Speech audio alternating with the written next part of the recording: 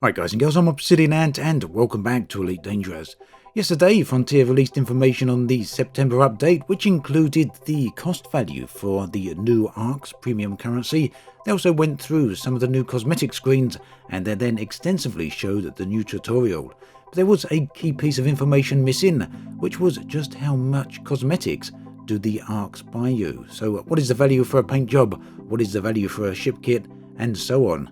Well, Frontier have come out today and provided that information, so in this video we're going to have a look at a bit of that and try and figure out how long it will take to actually earn some of this stuff with gameplay. So first up and very quickly, Frontier reiterated the cost of the ARX themselves. Basically the packs here do come with a bonus, and Frontier wanted to clarify exactly how that bonus works and how many ARX people get.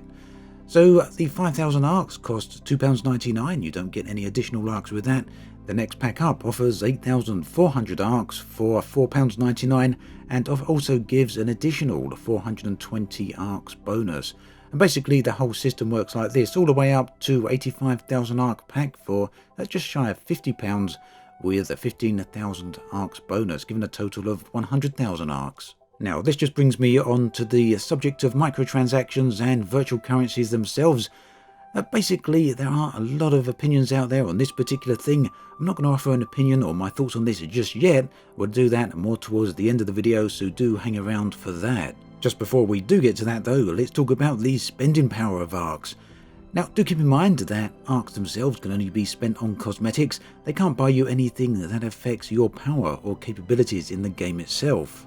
Also, to reiterate the point from yesterday's video, after the 16th of September, you'll no longer be able to buy any cosmetics with real-world money. Instead, you'll have to buy one of these ARX packs and then use the ARX, or the virtual currency, to in turn buy the cosmetic that you actually want.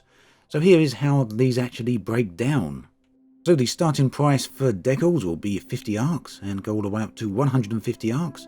Individual fighters and SRV paint jobs start at 460 ARX.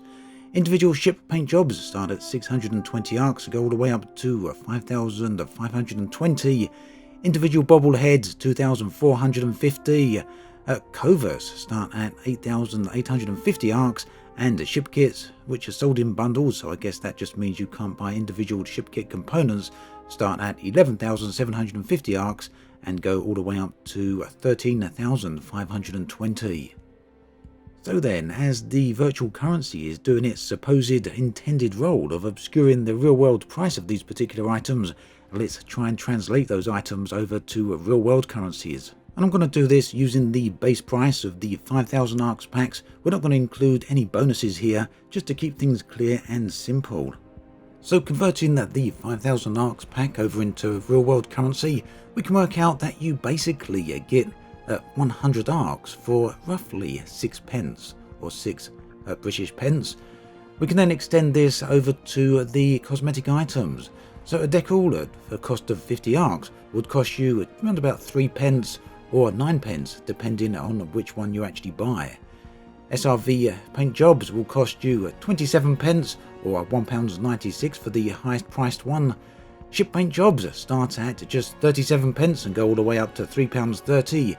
Individual bobbleheads, £1.46 all the way up to £3.85.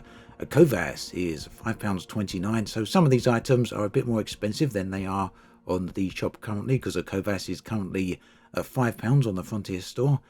Ship kits will be starting at £7 and go all the way up to just over £8. So that really brings us on to a next question. How long do these particular items take to earn in-game? Because with the September update, it will be possible to earn ARX in-game, and these are capped at 400 per week, so you won't be able to exceed that. However, you will be able to accumulate them. Now, the other point is we don't know how long it actually takes to earn one ARX. It could take extensive grinding, or it could be pretty quick. We don't know the amount of gameplay that has to take place to actually earn these things. So, for example, maybe it will take just a few hours of gameplay to reach 400 ARX, or maybe it will take a number of tens of hours to reach the 400 cap. Either way though, that's something that we're going to have to wait and see. But either way, the 400 ARX per week cap means that everything should be measured in weeks, at least for now. So a basic ship paint job will take between 1 and 2 weeks, around about a week and a half perhaps to earn, whereas the most expensive ship paint job will take 14 weeks to earn. A Covas takes 22 weeks, and a ship kit takes between 29 to 34 weeks. Again, we don't know how that translates to hours played. All the facts are here then and dealt with. We've got them presented on screen. We know how much ARX cost and we know what they actually buy us. So what is my feelings on this? Well, I've got to be honest, I was really reluctant to make a video purely on ARX, and that's primarily because if you look over my YouTube's history, you'll rarely see, if ever, me making a video talking about cosmetics. They're not something I personally buy very often, and they're certainly not something I actively go around making videos on or discussing. So why am I doing it this time? Well, ARX is a pretty big change for Elite Dangerous, and it's one of the larger aspects of the upcoming September update, so it's pretty much impossible to not talk about them. But I want to be entirely clear here. The reason I don't talk about cosmetics isn't because I'm against microtransactions, because on a technical level I'm not against microtransactions, but I am against exploitative game practices. Now, I know a number of people out there see this in very black and white terms. For them, all microtransactions are exploitive and therefore bad. And other people out there, perhaps classed as whales, really don't care how much things cost in games because they'll open their wallets and spend as much as they actually can. For me, I don't fall into either camp. I take the same approach with everything else that costs money in life. If I really want it, I'll buy it, just so long as the price isn't completely unreasonable and it's not using exploitive methods to actually get me there to make the purchase. Bottom line then, at least in regards to this video, I don't want to make this video a complete discussion about microtransactions and the games industry because that has been done to death. I have discussed it before in the past, and to be honest, I've got nothing new to add there. And let's be honest, the games industry has got an extremely bad reputation for some of these things, particularly EA, and the recent issues with 2K and their basketball game, and all of that bad reputation is extremely well deserved. But what we're looking at here isn't loot boxes, it's not gambling mechanics, it's something else. So for this video at least, I want to just focus on what the virtual currency means for Elite Dangerous. And let's be honest, looking at the prices there, things aren't dramatically different to how they were previously. The prices are a little bit higher perhaps for some things, particularly the Covas. I think that's perhaps 30 pence more expensive than it is right now, but these aren't huge wallet busting changes. But it's also worth pointing out that ship paint jobs now start at 37 pence instead of £1, so that's a pretty significant difference, and just look how cheap the decals are as well.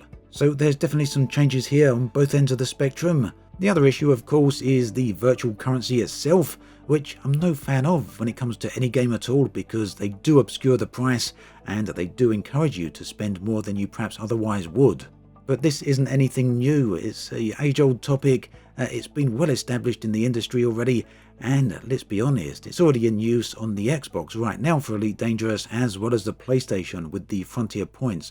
So the only change here is that system is now coming to the PC. And finally, my thoughts on the ability to earn the ARX actually in the game. Now, this is something I've been asking for a very long time, as of many people.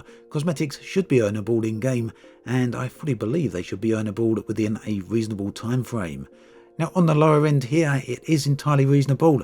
I don't think we can complain at 1 week for a paint job or a basic ship paint job.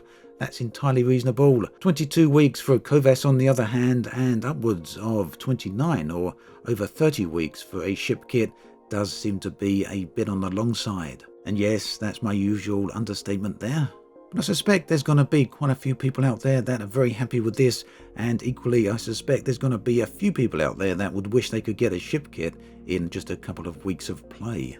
So I guess, as with everything else here, it is going to be subjective. People are going to have vastly different opinions on this, some of them no doubt very strong. And as always, I do like to hear people's thoughts and feelings on these sort of things, so do be sure to let me know what you think in the comments section. I know many people did leave their thoughts on yesterday's video. That was before we knew the purchasing power of ARX. So you may feel a little bit differently today, or just maybe you feel exactly the same, or maybe you feel even stronger about the issue. Either way, do be sure to let me know.